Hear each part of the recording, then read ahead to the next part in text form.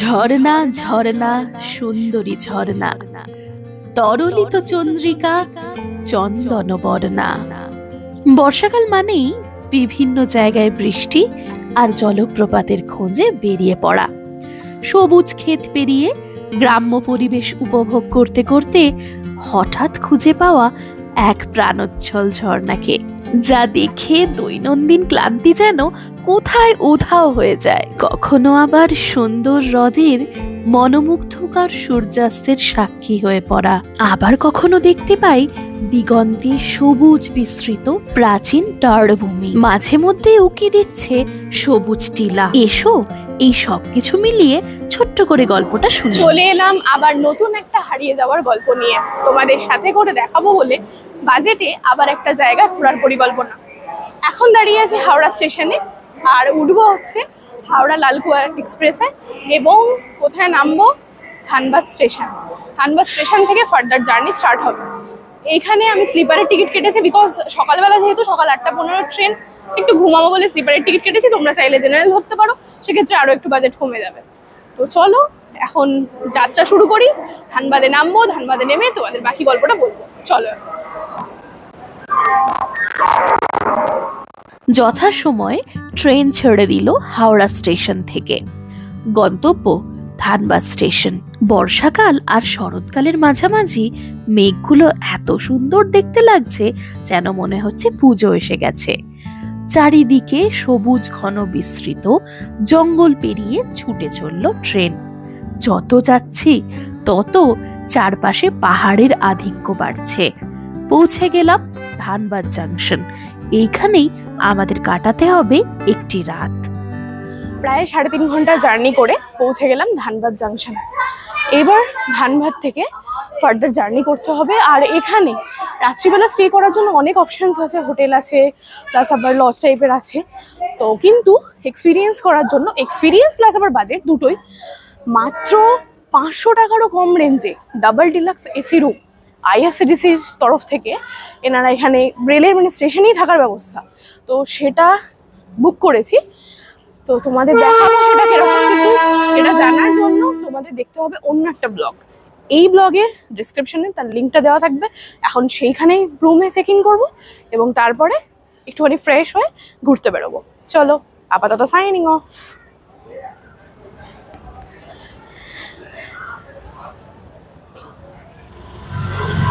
IRCTC room থেকে বেরিয়ে তারপরে বাস স্ট্যান্ডের দিকে যেতে যেতেই প্রচুর তোমরা অটো এবং টোটো পাবে, প্লাস তোমরা চাইলে 4 চাকার গাড়িও রিজার্ভ করতে পারো। তো ওখান থেকে অটো একটু বার্গেন করে নিতে হবে। তো মোটামুটি আমরা বার্গেন করে 1100 টাকা ফিক্স করলাম তপচাচি লেক আর ওয়াটারফলস যাওয়ার জন্য। এখন বাজে প্রায় দুপুর 3টে বাজে যায়। সেই সময় একদম ফ্রেশ হয়ে খাওয়া দাওয়া করে বেরোলাম। তো এখন আপাতত যাচ্ছি গন্তব্যের উদ্দেশ্যে। দেখা যাক, বর্ষাকাল তবু গরম একটুও কমেনি, প্রচুর বৃষ্টি হচ্ছে। বৃষ্টিটা এখানে কমই হয়েছে সকাল থেকে আসার পর থেকে, প্রচুর বৃষ্টি আশা করেছিলাম। যাই হোক, দেখা যাক ফলসে কেমন জল আছে। এর আগে আরেকবার এসছি, তো সেই সময়কার ভিডিওটা করেছিলাম, সেটার লিঙ্কটা ডেসক্রিপশনে দেওয়া থাকবে, দেখে নিও। আর এখন আবার প্রায় 3 বছর পর আবার আসছি এখানে। এবারে প্ল্যানটা একটু অন্যরকম ভাবে সাজানো হয়েছে। 1 রাতের প্ল্যান, 1 রাত 2 দিনের প্ল্যান টোটালি। তো দেখা যাক আলটিমেটলি কেমন হয়। তো তোমরা কিন্তু অবশ্যই যারা দেখছো, যদি ভিডিওটা ভালো লেগে থাকে অবশ্যই সাবস্ক্রাইব করে দিও। টাটা। এখানে বলে রাখি, অটোতে যাওয়ার জন্য বেশ দরদাম করতে হবে, তাই সেটা মানসিক প্রস্তুতি নিয়ে যেও।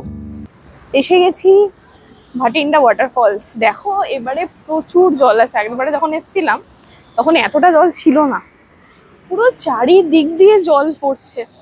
কি দারুণ লাগছে, অসাধারণ।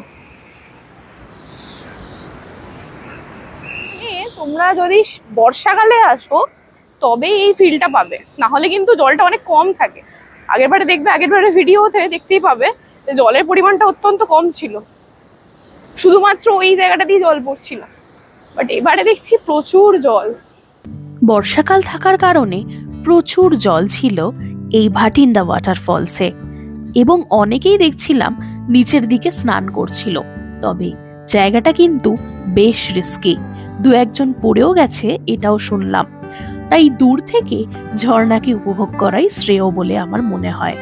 এখানে আসতে গেলে তোমরা অটো ছাড়াও নিজেদের গাড়ি রিজার্ভ করে আসতে পারো, সেটার ব্যবস্থাও ধানবাদ স্টেশনের বাইরেই পেয়ে যাবে। এছাড়াও যারা স্কুটি চালাতে পারো বা নিজেরাই গাড়ি ড্রাইভ করতে পারো, তারাও কিন্তু দিব্যি ধানবাদ স্টেশনের কাছাকাছি স্কুটি রেন্টাল নিয়ে বা কার রেন্টাল নিয়ে চলে আসতে পারো। এর ঠিক পাশেই হচ্ছিল নৌকা বিহার। 1 থেকে 4 জন নেবে এবং 200 টাকা প্রত্যেকটা ট্রিপে চার্জ পড়বে। সূর্যাস্ত প্রায় হওয়ার মুখে, তখন আমরা ছুটে চললাম তপচাচি লেকের দিকে। তপচাচি লেকটা একটু দূরে ছিল ভাটিন্ডা ওয়াটারফলসের থেকে, তাই বেশ খানিকটা সময় লেগেছিল। তবে ন্যাশনাল হাইওয়ে সূর্যাস্ত দেখতে অসাধারণ সুন্দর লেগেছিল। রাস্তাটা কিন্তু বেশ খারাপ। পৌঁছে গেলাম তপচাচি লেক। এটি ধানবাদ জেলায় অবস্থিত একটি কৃত্রিম হ্রদ, যা 1915 সালে পরেশনাথ পাহাড়ের ঢালে খনন করা হয়। পৌঁছে গেলাম আমাদের পরবর্তী ডেস্টিনেশন তপচাচি লেকে। এখানে পৌঁছাতে অনেকটাই দেরি হয়ে গেছে। স্বভাবতই সবাইকে এখন বেরিয়ে যেতে বলছে, সন্ধ্যে 6টা অবধি লাস্ট টাইম। দেখো সানসেটটা পুরো ওইখান দিয়ে হয়েছে, প্রায় অন্ধকার নেমে এসছে, এবার ফিরতে হবে। বাট জায়গাটা খুবই সুন্দর। এর আগেও একবার দেখেছি, কিন্তু তখন পুরো একদম রোদ খটখটে ছিল, এখন কিন্তু সেটা নেই। তো আপাতত আজকের মতো এখানেই দিন শেষ হচ্ছে। এরপর ধানবাদ স্টেশনে ফিরবো, আবার আইআরসিটিসি রুমে দিয়ে তারপরে ওখান থেকে আবার পরের দিনকে যাত্রা শুরু হবে। চলো এখন টাটা। যদি এই জায়গাটায় কেউ ট্রেনে করে আসতে চাও, সেক্ষেত্রে গোমো বলে একটা স্টেশন আছে, সেই স্টেশনে নামতে হবে। সেখান থেকে মাত্র 12 কিলোমিটার দূরে অবস্থিত এই তপচাচি লেক। আমাদের আজকে প্ল্যান ছিল ট্রেন ধরে যাওয়ার গিরিডিতে, কিন্তু ট্রেন ধরে যেতে পারলাম না, কারণ অনেক সকালবেলা ট্রেন ছিল, প্রায় 5 ঘন্টা মতো টাইম লাগতো গিরিডিতে পৌঁছাতে। চেঞ্জ করে করে যেতে হবে, একটা ট্রেনে যাওয়া যাবে না। তো সেই কারণে ওখান থেকে পাশেই এখানে বারটান্ড বাস স্ট্যান্ড আছে, বারটান্ড বাস স্ট্যান্ডটার নাম। তো সেই বাস স্ট্যান্ডে এসে তোমরা গিরিডির বাস পাবে, বোকারো পাবে, রাঁচি পাবে, তারপরে আসানসোল যাওয়ার বাস পাবে, সমস্ত ধরনের বাস তোমরা এখান থেকে পেয়ে যাবে। তো সেই বাসের ইয়েতেই আছি এবার। এখানে কি বলে, বাস আসলে তারপরে টিকিট কেটে তারপরে যাব। ঠিক আছে, চলো তোমাদের দেখাবো যে বাস কিরকম এবং কত টাকা কি লাগছে। এখানে আপাতত বাকি বাসগুলো দাঁড়িয়ে আছে, সেগুলো তোমাদের দেখাবো। চলো, এইগুলো কিন্তু এসি বাস নয়, নন এসি বাস। তো এই বাসে করে এখন যাচ্ছি। গিরিডি পৌঁছাতে বললো লাগবে প্রায় 2 ঘন্টা। তো দেখা যাক, চলো গিরিডি নেমে তারপরে ফার্দার আবার বুকিং করতে হবে যাওয়ার জন্য। তো বাসটা একটু তোমাদের দেখিয়ে দিই, দেখো।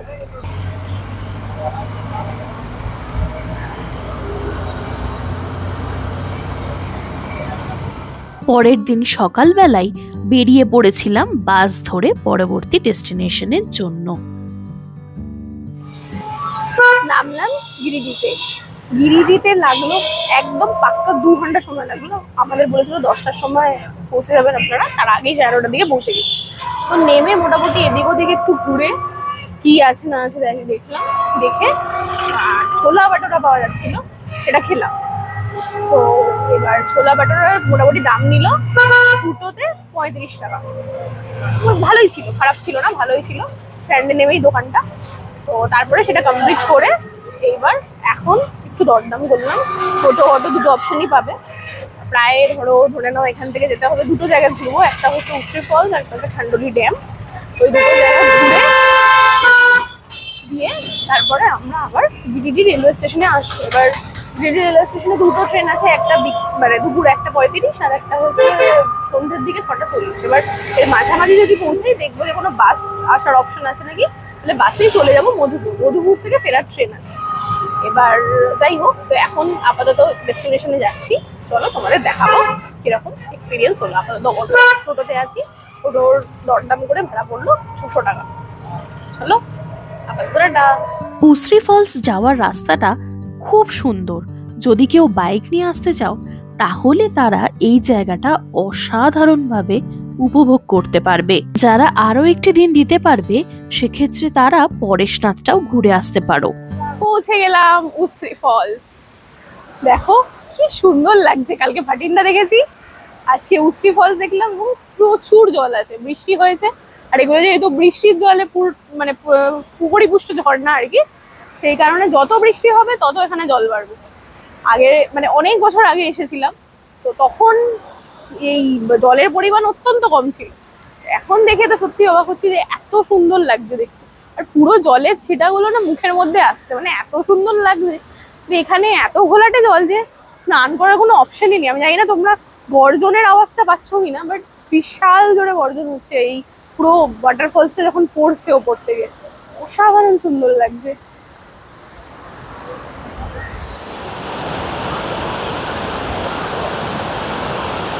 গর্জন শুনেই বোঝা যাচ্ছে কত সুন্দর দেখতে লাগছিল এই ওয়াটারফলসটাকে। ওখানে সামনে দাঁড়িয়ে মনে হচ্ছে যেন এই জলের ছিটা সমস্ত শরীরের ক্লান্তিকে ধুইয়ে দিচ্ছে। সারা সপ্তাহের কর্মব্যস্ততা সত্যি আমাদেরকে নাস্তানাবুদ করে তোলে। সেই সময় যদি একটা দিন ছুটি পেলে হুট করে এই সমস্ত জায়গায় আসা যায় একদম কম খরচে, সত্যি মনটা ভালো হয়ে যায়। দাঁড়িয়ে আছি উশ্রী ওয়াটারফলস যেখান থেকে পড়ছে, ওই দিকটা হচ্ছে উশ্রী ওয়াটারফলস পড়ছে, আর এদিক দিয়ে জল পুরো আসছে। দেখো কি সুন্দর লাগছে, এইখানটা দারুণ লাগছে। এখানে একটা ছোট্ট মতো একটা ওয়াটারফলস তৈরি হয়েছে, কিন্তু এখান দিয়ে যাওয়ার যায় বিকজ পুরো জল চলে গেছে এদিক দিয়ে। তো এখানটা একটুখানি দাঁড়ালাম, আর প্রচন্ড রোদ্দুর, মানে বর্ষাকাল হলে কি হবে, বিশাল রোদ্দুর। তো এখানটা এসে তোমরা যদি চাও যে গোটা একটা দিন তুমি উশ্রী ওয়াটারফলসের ধারে কাটাবে, সেটাও কাটাতে পারো। প্রচুর জায়গা আছে, এখানে বসে পিকনিকও করতে পারো, একটুখানি সাইডে গাছের ছাওয়ার বসে, কোনো অসুবিধা হবে না।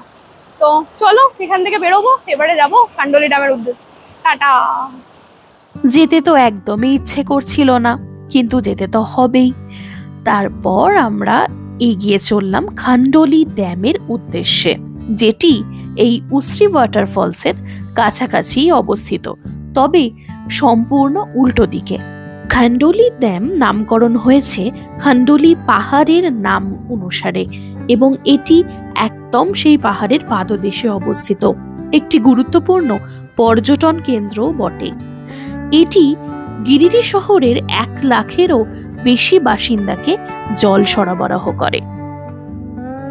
এখন দাঁড়িয়ে আছি খান্ডলি ড্যামে। খান্ডলি ড্যামটা জাস্ট উশ্রী ফলসের পুরো অপোজিটে কিন্তু, ঠিক আছে? তো এইখান দিয়ে দেখো পুরো ড্যামের জল হালকা করে ছাড়ছে, আর পুরো যেন মনে হচ্ছে একটা ওয়াটারফলস ছোটখাটো। আর ওই দিকে পুরো ড্যামটা আছে, যেখানে পুরো ড্যামটা একদম কানায় কানায় পরিপূর্ণ। আর এখান দিয়ে জল বৃষ্টি বেশি হওয়ার ফলে পুরো ওপর দিয়ে মানে উপচে পড়ছে, তো দারুণ লাগছে। আর এই সাইডটা দেখো সুন্দর একটা পাহাড়, মানে পুরো পাহাড়ে ঘেরা এই জায়গাটা, তাই জন্য দেখতে আরো বেশি সুন্দর লাগছে। পুরো চারিদিকে সবুজ। তবে হ্যাঁ, এখানে প্রচুর লোক স্নান টান করছে দেখছি এসে। তো জানি না, মানে তোমরা চাইলে স্নানও করতে পারো, তবে খুব একটা পরিষ্কার জল বলে মনে হচ্ছে না।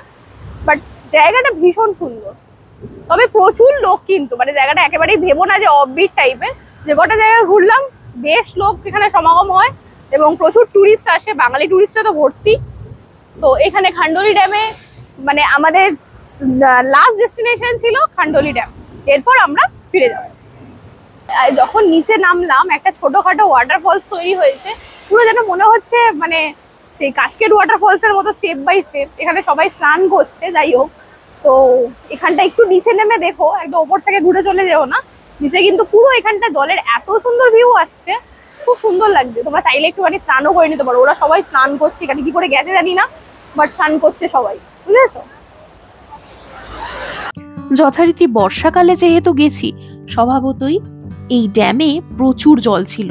আর এতটাই জল ছিল যে বিভিন্ন জায়গায় ছোট ছোট ওয়াটারফলস তৈরি হয়ে গেছে, এবং সেই ওয়াটারফলসে সমস্ত লোকজন এসে স্নান করছে। তোমরাও চাইলে গিয়ে করতে পারো, তবে জলটা যথেষ্ট নোংরা বলে মনে হলো। যেহেতু প্রচুর লোক এখানে স্নান করছে, স্বভাবতই জলটি ঘোলাটে হয়ে গেছে। তবে জায়গাটা খুব সুন্দর লাগছিল। ছোট্ট ছোট্ট জলপ্রপাত তৈরি হয়ে গিয়ে এক অন্য রকম মাত্রা দিয়েছে। এই যে এটা হচ্ছে মেন ড্যাম, আর উল্টো দিকে এতক্ষণ যেখানে দাঁড়িয়েছিলাম সেটা হচ্ছে জল ছাড়ার জায়গাটা। আর এখানে অ্যাকচুয়ালি অনেকটা রাস্তা পেরিয়ে নিচে নামিয়েছি, সেটা হাঁপিয়ে গেছি। তো ওই ড্যামটা যদি তোমরা সন্ধ্যাবেলার দিকে আসো সবচেয়ে বেস্ট হয়, একদম দারুণ সানসেট দেখতে পাবে। আর এখানে দেখলাম 2-1টা হোটেলও আছে থাকার জন্য, তো এখানে কাছাকাছি হোটেলে থাকতে পারো সানসেট দেখার জন্য। অসাধারণ সুন্দর ড্যামটা। গিরিডি শহরের শেষ গন্তব্য ছিল এই খান্ডোলি ড্যাম। এই ড্যাম দেখে ফিরতে হবে মধুপুরে। মধুপুর থেকে আমাদের ট্রেন আছে, তবে মধুপুরেও তোমরা চাইলে এক রাত থাকতে পারো। ওখানে একটা ওয়াটারফলস দেখতে গিয়েছিলাম। চলেছি এখন মধুপুরের বাকুলিয়া ঝর্ণার উদ্দেশ্যে। কাহানি মে টুইস্ট। অ্যাকচুয়ালি আমরা এসেছিলাম মধুপুর থেকে ফেরার মানে ট্রেন আছে। তো এখানে এসে দেখলাম একটু ফিরতে দেরি হয়ে গেল, না আরো 2-3টে জায়গা হয়তো কভার করতে পারতাম। তো কাছাকাছির মধ্যে একমাত্র বাকুলিয়া ঝর্ণা বলে একটা জায়গা আছে, সেটা আছে। এবার ওখানে যাওয়ার রাস্তা কিন্তু হেঁটে হেঁটে যেতে হবে। সো কিছুটা গিয়ে আবার ঘুরে নাকি যাওয়া যায় না, যাকে নিয়ে এসেছি মানে ভাগ্য খারাপ যে সে ভদ্রলোক চেনেনি না। তো এখন এই ভদ্রলোক আমাদের একটু রাস্তা দেখাচ্ছেন যে কোথা দিয়ে যাওয়া যাবে। দেখি, এটা আলাদাই অ্যাডভেঞ্চার। প্রায় বিকেল হতে চলেছে আর আমরা এখন ঝর্ণার উদ্দেশ্যে যাচ্ছি। কোথায় কি পাওয়া যায় দেখি, চলো। শেষ বেলায় বেশ অন্য রকমের অ্যাডভেঞ্চার হয়ে গিয়েছিল। পুরো ক্ষেতের মধ্যে দিয়ে জল পেরিয়ে রীতিমতো মাঠ ঘাট ভেঙে পৌঁছতে হয়েছিল সেই বাকুলিয়া ওয়াটারফলসে। তবে এই ওয়াটারফলসে যাওয়ার জন্য অন্য একটা ভালো রাস্তাও আছে। যেহেতু আমাদের যিনি নিয়ে গিয়েছিলেন তিনি প্রপারলি রাস্তা চেনেন না, স্বভাবতই আমাদেরকে একটু নাকানি চোবানি খেতে হয়েছিল। ক্ষেতের ভেতর দিয়ে একদম আলাদাই অ্যাডভেঞ্চার করতে করতে পৌঁছেছিলাম সেই বাকুলিয়া ওয়াটারফলসে। ভগবান যা করেন মঙ্গলের জন্য, যদিও একটু খাটাখাটনি হলো, তবে বেশ অন্যরকম অভিজ্ঞতা নিয়ে বাড়ি ফিরলাম। এইভাবেই হাঁটতে হাঁটতে লোকাল লোকজনদের জিজ্ঞাসা করতে করতে পৌঁছে গিয়েছিলাম সেই সুন্দর ওয়াটারফলসটির উদ্দেশ্যে। পৌঁছে গেছি বাকুলিয়া ঝর্ণায়। দেখো পুরো সানসেট হচ্ছে আর এখানটা পুরো ভ্যালির মতো দেখতে লাগছে। আর নিচে হচ্ছে ঝর্ণাটা, ওই সাইডটা দিয়ে যাবো, দেখি ঝর্ণাটা কিরকম দেখাচ্ছে। মোটামুটি জল আছে, বর্ষাকাল বলে তাও জল দেখতে পাওয়া যাচ্ছে, নাহলে হয়তো দেখতে পেতাম না। বাট সানসেটটা অপূর্ব হচ্ছে। এখানে ভ্যালি টাইপ জায়গা, তো এসে যেতে পারো অবশ্যই। মধুপুরে আসলে প্ল্যান করতে পারো। আমরা যেহেতু ধানবাদ হয়ে ফিরিনি, মধুপুর হয়ে ফেরার প্ল্যান করেছিলাম, সেই কারণে এই জায়গাটা দেখা হয়ে গেল। চলো নিচে গিয়ে তোমাদের ঝর্ণাটা দেখায়। চলে এসেছি সেই বাকুলিয়া ঝর্ণা। এখান দিয়ে পুরো একদম এটা পড়ছে, জলটা পড়ছে। আর বেশি নিচে নামলাম না, এখান দিয়ে দেখলাম। বেশ আরো একটু জল হলে বেশ ভালো লাগতো। যাই হোক, মানে ছোটখাটোর ওপরে জায়গাটা বেশ ভালো। যেহেতু মধুপুরে খুব বেশি দেখার কিছু নেই, মেনলি মানুষ ওয়েদার বদলাতে আসে বা চারিদিকে একটুখানি মানে ঘোরাফেরার জন্য আসে, যাতে এখানকার ওয়েদারটা যেহেতু ভালো। তো এখানে চট করে একদম কাছের মধ্যেই চট করে ঘুরে যেতেই পারো, কোনো অসুবিধা নেই। এসে এই ঝর্ণাটা দেখতে পারো। আর এখানে এসে যদি কেউ স্নান করতে চাও করতে পারো, বাট জল কিন্তু খুব একটা ভালো না, মানে পরিষ্কার নয় আর কি, সেটাই হচ্ছে কথা। তো তারপর এখান থেকে বেরিয়ে যাব। এবার আমাদের ডেস্টিনেশন পুরোপুরি শেষ হলো। এইবার মধুপুর থেকে ট্রেন আছে রাত্রিবেলা 9:47-এর মিথিলা এক্সপ্রেস। ট্রেন ধরে বাড়ি। এখানেই আমার গল্প ফুরোলো, নোটে গাছটি মুড়োলো। টাটা। এইবারের মতো গল্প এখানেই শেষ হলো এবং আমাদের বাড়ি ফেরার পালা। সূর্যাস্ত উপভোগ করে এই জায়গার অনেক স্মৃতি নিয়ে একটু ভারাক্রান্ত মনে বাড়ি ফিরলাম। তবে মজা এটাই যে আবার নতুন গল্প আসতে চলেছে হারিয়ে যাওয়ার গল্প চ্যানেলে। এরকম গল্প শুনতে চাইলে অবশ্যই সাবস্ক্রাইব করে রাখো চ্যানেলটাকে।